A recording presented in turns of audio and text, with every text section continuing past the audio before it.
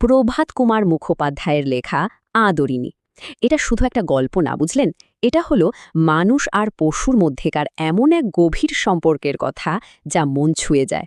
চলুন আজ আমরা এই অসাধারণ গল্পটার গভীরে ডুব দিই। গল্পটা শুরু করার আগে আসুন তো একটা জিনিস ভাবি, একটা মানুষ আর একটা পশুর মধ্যেকার বাঁধন সেটা ঠিক কতটা গভীর হতে পারে।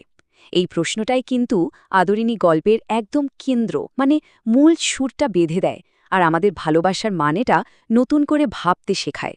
গল্পের শুরুতেই আমাদের আলাপ হয় দুটো প্রধান চরিত্রের সাথে, যাদেরকে ঘিরেই পুরো কাহিনীটা।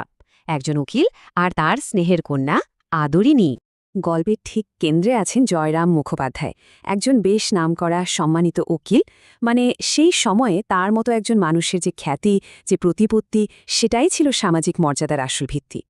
আর তার জীবনের একদম কেন্দ্রে ছিল আদরিণী, মানে তার প্রিয় পোষা হাতিটা। দেখুন, জয়রামের কাছে সে কিন্তু শুধু একটা পশু ছিল না, একদম নিজের সন্তানের মতো, নিজের মেয়ের মতো আদরের ছিল। ওদের সম্পর্কটা সমাজের আর 10টা সাধারণ ধারণার অনেক ঊর্ধ্বে ছিল। নামটা শুনলেই কিন্তু অনেকটা বোঝা যায়, তাই না? আদরিণী মানে স্নেহের পাত্রী বা প্রিয়তমা। এই একটা নামই তো যথেষ্ট এটা বোঝানোর জন্য যে জয়রামের জীবনে, তার হৃদয়ে আদরিণীর জায়গাটা ঠিক কোথায় ছিল। কিন্তু জানেন তো, সুখের সময় সব দিন থাকে না। এই সুন্দর জীবনটা চিরস্থায়ী ছিল না।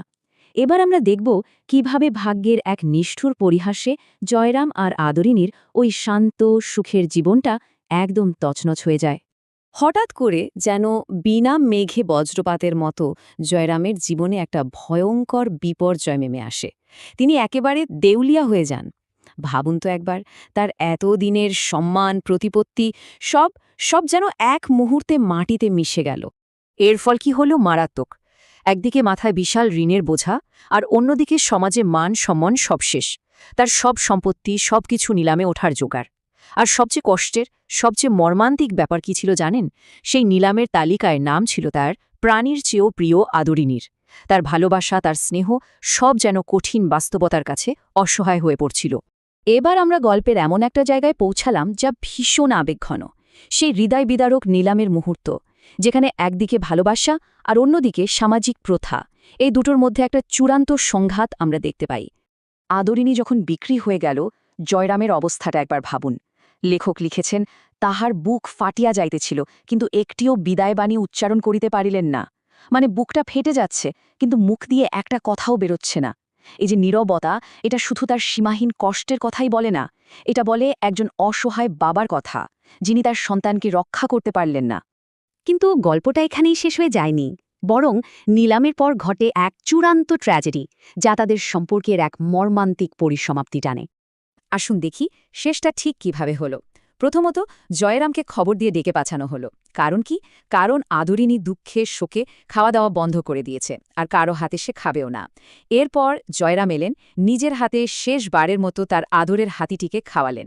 কিন্তু সেই খাবারের মধ্যেই তিনি লুকিয়ে মিশিয়ে দিয়েছিলেন সাংঘাতিক বিষ। হয়তো তিনি ভেবেছিলেন এই অসম্মানের জীবন কাটানোর চেয়ে সম্মানজনক মৃত্যুই আদরিণীর জন্য ভালো হবে। এটা কি ভালোবাসা, নাকি চরম কোনো স্বার্থপরতা? এই প্রশ্নটাই কিন্তু গল্পের সবচেয়ে বড় দ্বন্দ্ব। আর এর শেষটা, বিষের যন্ত্রণায় আদরিণী মাটিতে লুটিয়ে পড়ল, মারা গেল। আর এই প্রচণ্ড আঘাত, এই শোক সহ্য করতে না পেরে ভগ্ন হৃদয়ে জয়রামও বেশিদিন বাঁচলেন না। তো এই গল্পটা আমাদের একটা খুব কঠিন প্রশ্নের সামনে দাঁড় করিয়ে দেয়। ভালোবাসা আর সম্মান কোনটা আসলে বড়? জয়রাম যে কাজটা করলেন, সেটা কি তার ভালোবাসার প্রকাশ ছিল, নাকি সম্মানের এক অন্য বিকৃত রূপ? ভাবুন তো, যাদের আমরা ভালোবাসি, তাদের ভালোর জন্য আমরা যে সিদ্ধান্তগুলো নিই, সেগুলো আসলে কতটা সঠিক?